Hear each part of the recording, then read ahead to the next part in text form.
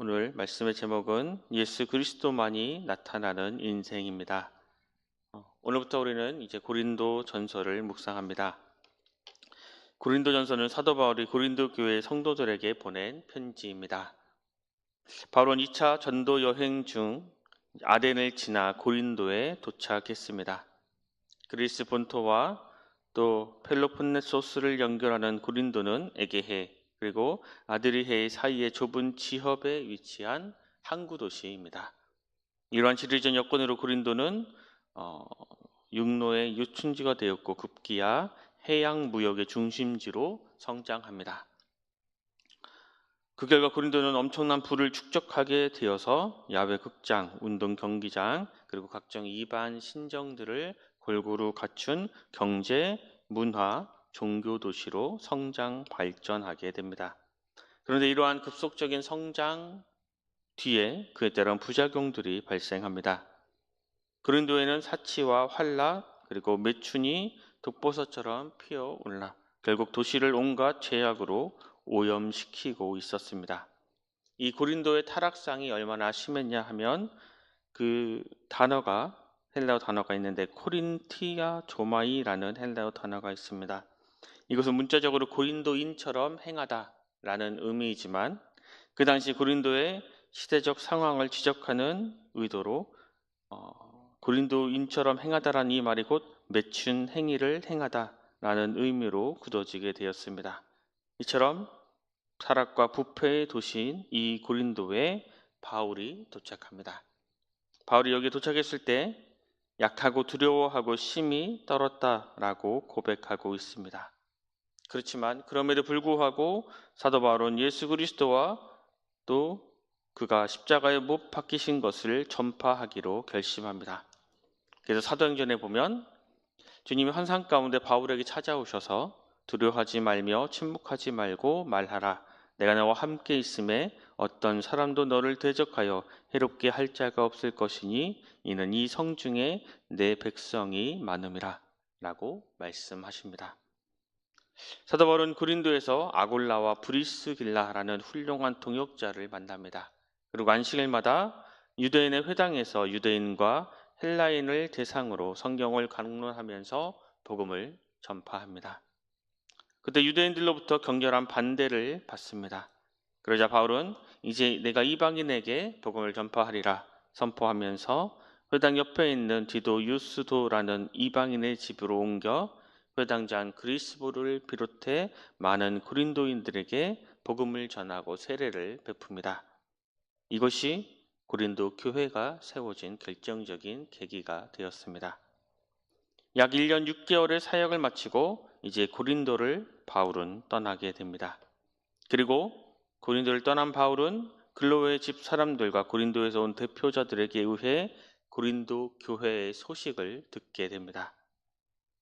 그리고 바울은 당시 소아시아의 수도였던 에베소에 머물면서 고린도 교회 안에 제기된 여러 논쟁에 대해서 그리고 몇 가지 질문에 대해서 답변하기 위해 편지를 쓰는데 이것이 곧 고린도 전서입니다.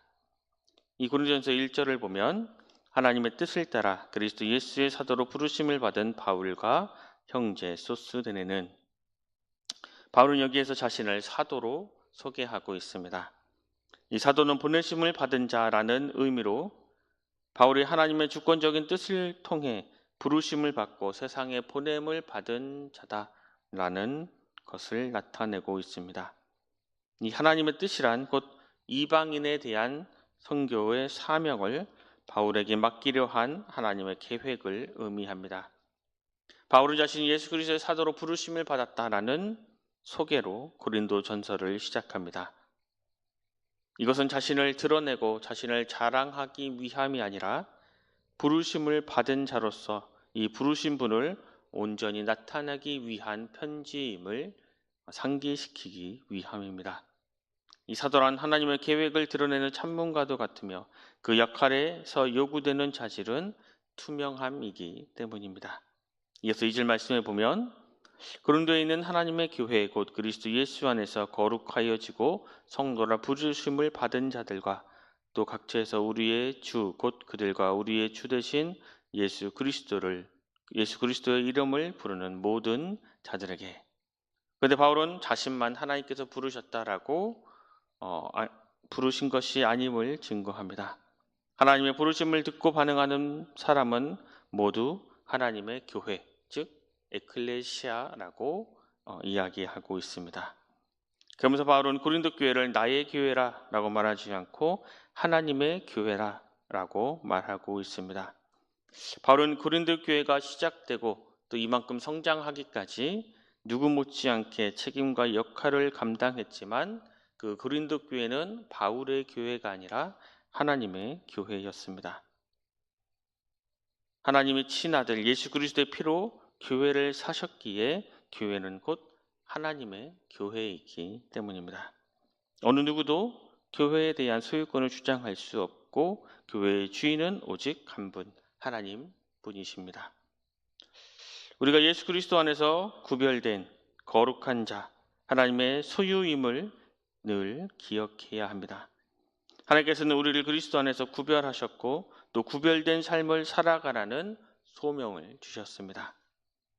또한 우리는 우리의 주 되신 예수 그리스도의 이름을 부르는 자입니다. 여기서 주의 이름을 부른다라는 의미는 그리스도를 구주로 고백하는 것을 의미할 뿐만 아니라 계속해서 그 그리스도를 나의 힘으로 여기며 그분만을 의지하는 것을 뜻합니다. 우리에게 허락된 각 처에서 우리의 삶의 그 현장에서 주님이 나의 주님이심을 인정하며 주의 이름을 의지하며 살아갈 때에 우리가 곧 에클레시아, 하나님의 교회가 되는 것입니다. 이어서 3절 말씀에 보면 하나님 우리 아버지와 주 예수 그리스도로부터 은혜와 평강이 있기를 원하노라. 사도 바울은 고린도 교회를 향해 축원하고 이것은 오늘 우리에게도 동일하게 적용됩니다. 은혜와 평강은 우리의 구원을 계획하신 하나님께로부터 오고 또한 우리를 의롭게 하시고 화평을 누리게 하시려고 십자가 위에서 대속의 피를 흘리신 예수 그리스도로부터 오기 때문입니다. 이제 사도 바울은 고린도 교회를 향한 인사말을 마친 후에 이제 바울이 가지고 있는 감사함에 대해서 이렇게 씁니다. 4절에서 7절 말씀해 보면 그리스도 예수 안에서 너에게 주신 하나님의 은혜로 말미암아 내가 너희를 위하여 항상 하나님께 감사하노니 이는 너희가 그 안에서 모든 일 곧 모든 언변과 모든 지식의 풍족함으로 그리스도의 증거가 너희 중에 견고하게 되어 너희가 모든 은사에 부족함이 없이 우리 주 예수 그리스도의 나타나심을 기다림이라. 바울은 고린도 교회를 위해 항상 하나님께 감사했습니다. 고린도 교회는 하나님의 은혜로 주어지는 모든 은사를 충분히 받았기 때문입니다. 고린도 교회가 풍족하고 또 부족함이 없이 받은 하나님의 은사는 모든 언변과 모든 지식이었습니다. 그런데 이 은사들은 지금 고린도 교회 내에 가장 골치 아픈 문제를 일으키는 주범이기도 했습니다. 이러한 은사들로 인해서 교회 안에서 분열, 실망, 또 비교와 경쟁이 발생했습니다. 그리고 지식의 은사로 인해서 성도들은 쉽게 교만하게 만들 수 있는 위험에 노출되었습니다. 그렇다고 바울은 은사의 긍정적인 의미를 무시하지는 않습니다. 오히려 이 은사들을 두고 하나님께 감사를 드리고 있습니다. 만약 하나님께서 은혜로 허락하신 이 은사를 예수 그리스도 중심으로 그리스도 그리고 그 사랑의 기준에 잘 활용한다면 주 안에서 더욱 견고하게 되며 이 땅에서 주님을 기다리는 아주 큰 자양분이 될 것을 확신했기 때문입니다. 하나님께서 우리에게 허락하신 은사는 결코 우리 자신을 위해 사용하는 것이 아닙니다. 우리에게 은혜로 허락하신 이 은사의 목적은 우리 안에 귀한 보석 되시는 예수 그리스도를 더욱 또렷하게 증거하고 더욱 주님의 다시 오심을 사모하기 위함입니다. 마지막으로 8절에서 9절 말씀해 보면 주께서 너희를 우리 주 예수 그리스도의 날에 책망할 것이 없는 자로 끝까지 경고하게 하시리라. 너희를 불러 그의 아들 예수 그리스도 우리 주와 더불어 교제하게 하시는 하나님은 미쁘시도다. 사도 바울은 다시 한번 경고하게 하시는 하나님에 대해서 증거하고 있습니다. 사도 바울은 자기 백성을 끝까지 책임지시는 미쁘신 하나님을 바라봅니다. 그리고 경고하게 하시고 교제하게 하시는 미쁘신 하나님을 바라볼 것을 고린도 교회를 향해 권면합니다. 우리 주님께서는 우리를 하나님의 거룩한 교회로 부르셨을 뿐 아니라 영원히 우리와 함께 하십니다. 그래서 주님의 날 착하고 충성된 종이라 칭찬하시고 또 주님의 기쁨에 참여하도록 지금도 우리를 견고하게 붙잡아 주고 계십니다. 사도 바울의 이러한 확신은 앞으로 이어질 고린도 교회를 향한 책망의 근거가 됩니다. 이제 이후에 계속 고린도 전서를 살펴볼 때 거기에는 이제 고린도 교회를 향한 책망이 계속해서 나오게 되는데 이러한 확신은 그러한 책망의 근거가 되는 것입니다. 비록 고린도 교회 안에 다양한 문제로 말미암아 여러 가지 큰 어려움이 발생했을지라도 교회의 주인 되시며 은사를 풍성히 베푸시고 끝까지 견고하게 하실 주님으로 인해서 그 교회가 다시 회복될 것을 믿었기 때문입니다. 지금도 동일하게 하나님은 미쁘신 분, 곧 신실하신 분이십니다. 이 짧은 편지의 서두에 예수 그리스도 이 단어가 9번이나 등장합니다. 사도 바울은 의도적으로 모든 문장마다 예수 그리스도를 증거하고 있습니다. 사도로 부르심을 받은 바울은 고린도 교회 성도들에게 자신이 기억에 남는 것이 아니라 오직 예수 그리스도만이 기억에 남기를 소망했기 때문입니다. 주님이 다시 오실 날이 점점 다가오고 있습니다. 우리의 인생을 단 한 줄의 이력서로 남긴다면 그곳에 예수 그리스도, 그분만이 꼭 들어가는 인생이 되기를 소망합니다. 오늘 하루를 살아갈 때 예수 그리스도만이 기억에 남고 예수 그리스도만을 증거하며 예수 그리스도로 인해 살아가며 살아내는 우리 모두가 될 수 있기를 간절히 소망합니다. 기도하겠습니다.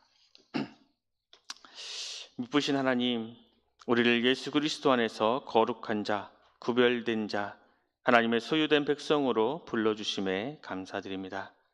주님, 우리가 살아갈 때에 우리에게 주어진 그 삶의 자리에서 주님이 나의 주인 되심을 항상 인정하며 주의 이름을 의지하며 살아가는 믿음의 백성들 되게 하여 주시옵소서.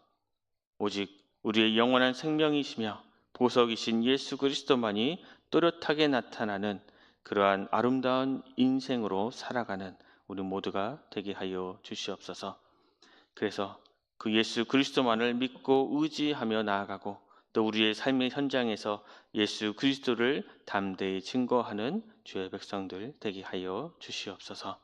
모든 것 감사드리며 귀하신 예수 그리스도 이름으로 간절히 기도드립니다. 아멘.